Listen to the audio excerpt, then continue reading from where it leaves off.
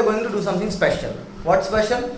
We know in general we are not able to find the phase of a quantum state. Given a quantum state, you measure in any basis, usually it's kind of difficult, it's considered difficult to find out the information of the phase. Let me show you today a particular way in which we can find the phase of a quantum state. Alright, so suppose I give you a quantum state psi equals to 1 by root 2 0 plus e power I theta 1.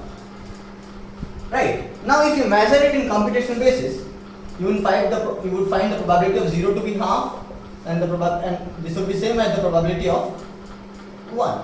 Right, and no information about the phase. Now I would manipulate it in one particular way so that you would be able to know this information, and this theta would indeed emerge as the probability of those states. Okay, so all I would be doing is I would be just converting into the plus minus states. Alright. Yeah. So in the first step, I write this as plus minus by root 2. A 0 can be written as this. Okay, and you could check it because plus is 0 plus 1 by root 2 and minus is 0 minus 1 by root 2. You do some math algebra and then you can write a 0 as plus minus by root 2 and 1 as plus minus by root 2. Plus minus by root 2. Good. Then in the next step, what I am doing is I break this, okay, and write it as e power I phi by 2 and another e power I phi by 2, okay. And similarly, here there is a 1 here, if there is nothing then there is a 1, so I write it as an e power I theta by 2, e power I minus theta by 2. So what I am doing is this, e power I theta by 2, e power I minus theta by 2,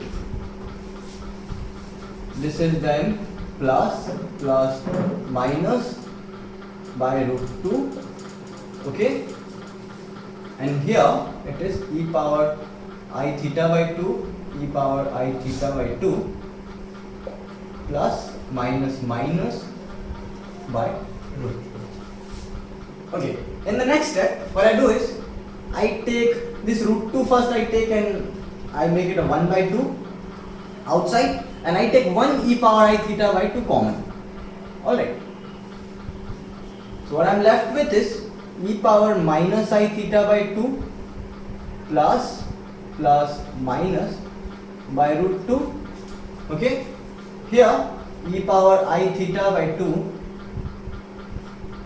plus minus by root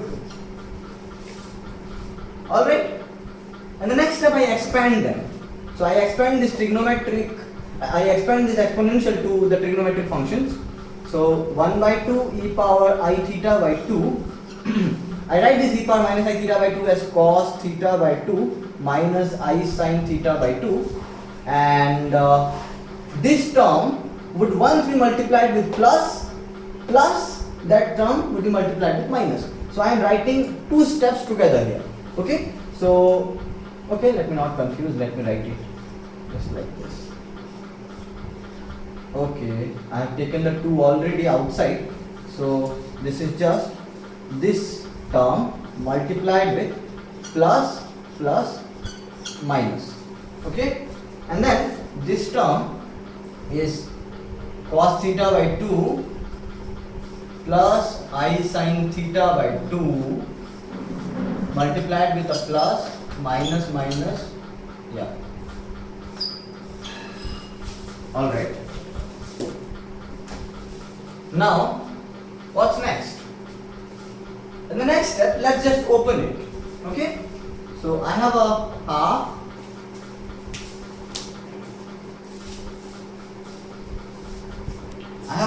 here. Alright. Then I have a e power I theta. Let's write it by opening the bracket. Cos theta by 2 plus cos theta by 2 minus I sin theta by 2 plus this term multiplied with this, then this term multiplied with this, minus I sin theta by 2 minus. Good enough and straightforward. Then I open up this term. When I open up that term, what I get is cos theta by 2 plus, then because of this minus, I get a minus cos of theta by 2 minus plus I sin theta by 2 plus I sin theta by 2 plus then minus I sin theta by 2 minus I sin theta by 2 minus. Okay, let's just check if in case we have missed something. So first convert it into plus and minus, then I decompose this e power I theta to e power I theta by 2 e power I theta by, and this 1 to e power I theta by 2 e power minus I theta by 2. I took 1 e power I theta by 2 common and then I left the rest. And then I have just opened this to the trigonometric functions and then I have multiplied them. So let's check the multiplication. Cos theta by 2 plus cos theta by 2 minus minus I theta by 2 plus minus I sin theta by 2 minus. Good enough. Cos theta by 2 plus minus cos theta by 2 minus plus I sin theta by 2 plus minus I sin theta by 2 minus. Okay, let me erase some portion in the upper part.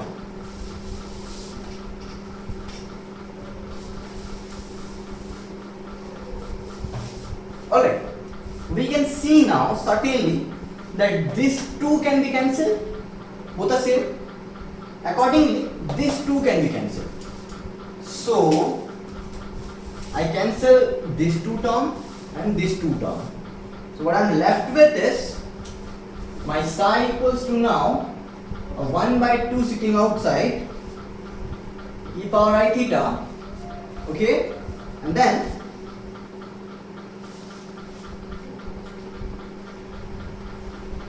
and then 2 cos theta by 2 plus it's e power theta by 2. 2 cos theta by 2 plus and then minus 2 sin theta by 2 minus. Sorry? Okay, there is I. Yeah. Alright. And I take this 2 outside and divide that by this 2 to get a 1. So I write my next state as in the same state in the next step as cos theta by 2 plus minus I sin theta by 2 minus. Alright, now we know we could any day just ignore this global phase. So I write this equivalent to cos theta by 2 plus minus I sin theta by 2 minus. And now, bingo, we are done. You see that if I measure this in plus minus basis, my probability of getting a plus is indeed cos square theta by 2, and my probability of getting a minus, why didn't I get it before? And the probability of getting a minus, this i's modulus is 1, so sin square theta by 2. So definitely my theta is, if I write in terms of PR plus, it's gonna be the square root of cos inverse of square root of PR plus. Right. So I take a square root, so this becomes PR plus. Yeah, and in terms of this, theta is going to be sine inverse of probability of getting a minus. And earlier I have already shown you, I have erased it already, but still you should have been able to remember because this was this state, right? 0 plus e power I phi e power I theta 1 by root 2. This was the given state. Probability of 0 is half and probability of 1 is half.